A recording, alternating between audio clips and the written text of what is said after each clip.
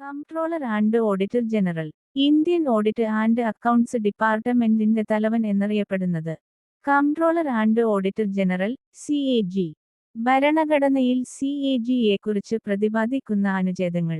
അനുച്ഛേദം 148 മുതൽ 151 വരെ, ഭാഗം 5.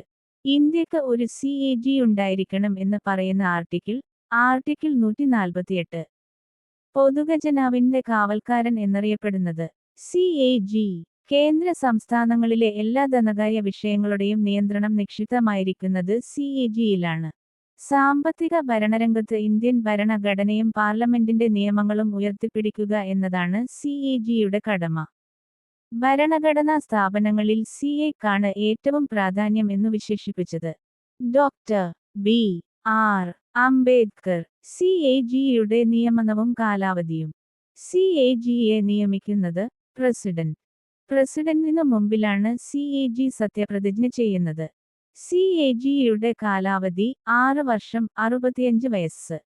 സുപ്രീംകോടതി ജഡ്ജിയെ പുറത്താക്കുന്നതിനുള്ള അതേ നടപടിക്രമത്തിലൂടെയാണ് സിസ്റ്റർ AG-യെയും പുറത്താക്കേണ്ടത്. അതായത് പാർലമെന്റിന്റെ ഇരുസഭകളും പ്രത്യേക ഭൂരിപക്ഷത്തോടെ പാസാക്കിയ പ്രമേയത്തിന്റെ അടിസ്ഥാനത്തിൽ പ്രസിഡന്റിന് അദ്ദേഹത്തെ പുറത്താക്കാം.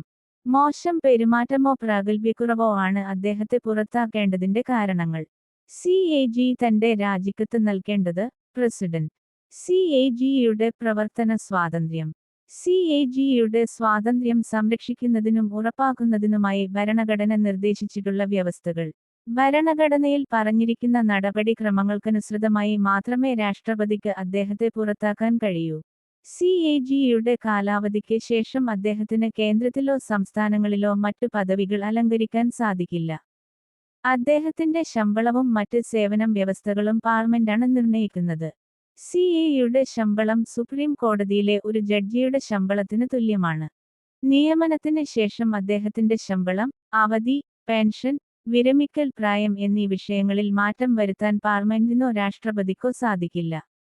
ഇന്ത്യൻ ഓഡിറ്റ് ആൻഡ് അക്കൗണ്ട്സ് വകുപ്പിൽ സേവനമനുഷ്ഠിക്കുന്ന വ്യക്തികളുടെ സേവന വ്യവസ്ഥകളും സിസ്റ്റർ AG-യുടെ ഭരണപരമായ അധികാരങ്ങളും സിസ്റ്റർ AG-യുമായി കൂടിയാലോചിച്ച ശേഷം രാഷ്ട്രപതി നിർദ്ദേശിക്കുന്നു.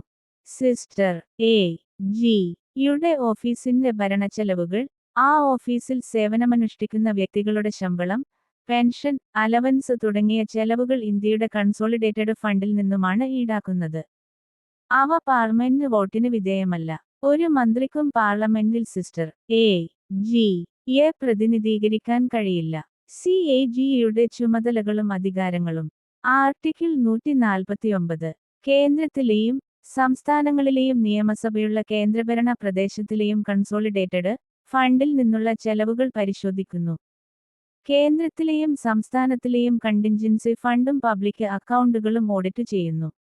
കേന്ദ്ര ഗവൺമെന്റിന്റെയും സംസ്ഥാന ഗവൺമെന്റുകളുടെയും നിയന്ത്രണത്തിലുള്ള വ്യാപാരം, നിർമ്മാണം, ലാഭനഷ്ട അക്കൗണ്ടുകൾ, ബാലൻസ് ഷീറ്റുകൾ, മറ്റ് അനുബന്ധ അക്കൗണ്ടുകൾ എന്നിവ ഓഡിറ്റ് ചെയ്യുന്നു. കേന്ദ്രത്തിന്റെയും ഓരോ സംസ്ഥാനത്തിന്റെയും വരവുകളും ചെലവുകളും ഓഡിറ്റ് ചെയ്യുന്നു. ഗവൺമെന്റ് കമ്പനികളുടെ അക്കൗണ്ടുകൾ, കേന്ദ്രവും സംസ്ഥാനവും ധനസഹായം നൽകുന്ന എല്ലാ സ്ഥാപനങ്ങളുടെയും സമിതികളുടെയും അക്കൗണ്ടുകൾ എന്നിവയുടെ വരവ് ചെലവു കണക്കുകൾ ഓഡിറ്റ് ചെയ്യുന്നു. രാഷ്ട്രപതിയോ ഗവർണറോ ആവശ്യപ്പെടുമ്പോൾ മറ്റ് അധികാര സ്ഥാപനങ്ങളുടെ അക്കൗണ്ടുകളും അദ്ദേഹം ഓഡിറ്റ് ചെയ്യുന്നു. ഉദാഹരണം, തദ്ദേശ സ്ഥാപനങ്ങളുടെ ഓഡിറ്റുകൾ.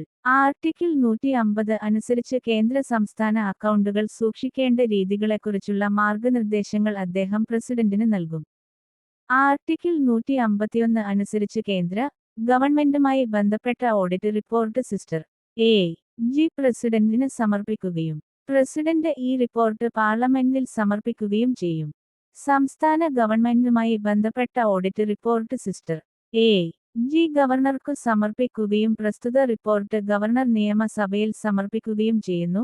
ആർട്ടിക്കിൾ 151 പ്രകാരം നികുതി വരുമാനത്തിൽ നിന്നും സമ്പാദനച്ചെലവ് കഴിച്ചുള്ള തുകയായ നെറ്റ് പ്രൊസീഡ്സ് കണ്ടെത്തുകയും അതിന് സർട്ടിഫിക്കറ്റ് നൽകുന്നതും സിസ്റ്റർ AG-യാണ്.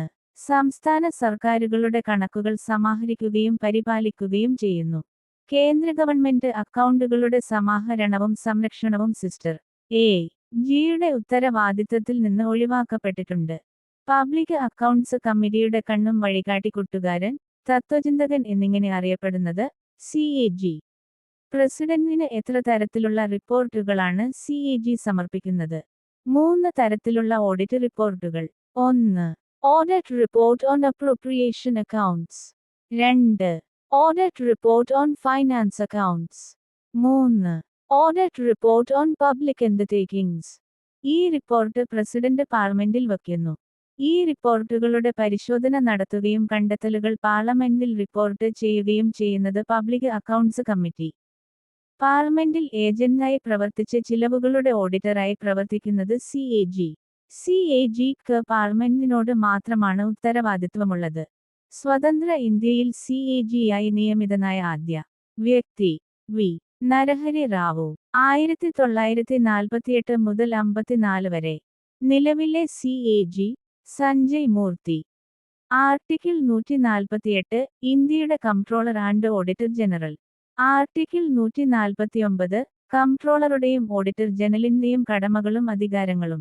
ആർട്ടിക്കിൾ 150 യൂണിയന്റെയും സംസ്ഥാനങ്ങളുടെയും അക്കൗണ്ടുകളുടെ രൂപം. ആർട്ടിക്കിൾ 151 ഓഡിറ്റ് റിപ്പോർട്ടുകൾ. ഈ വീഡിയോ നിങ്ങൾക്ക് ഏതെങ്കിലും തരത്തിൽ ഉപകാരപ്പെട്ടു എന്ന് തോന്നുന്നുണ്ടെങ്കിൽ സബ്സ്ക്രൈബ് ചെയ്യാൻ മറക്കരുത്. Thank you.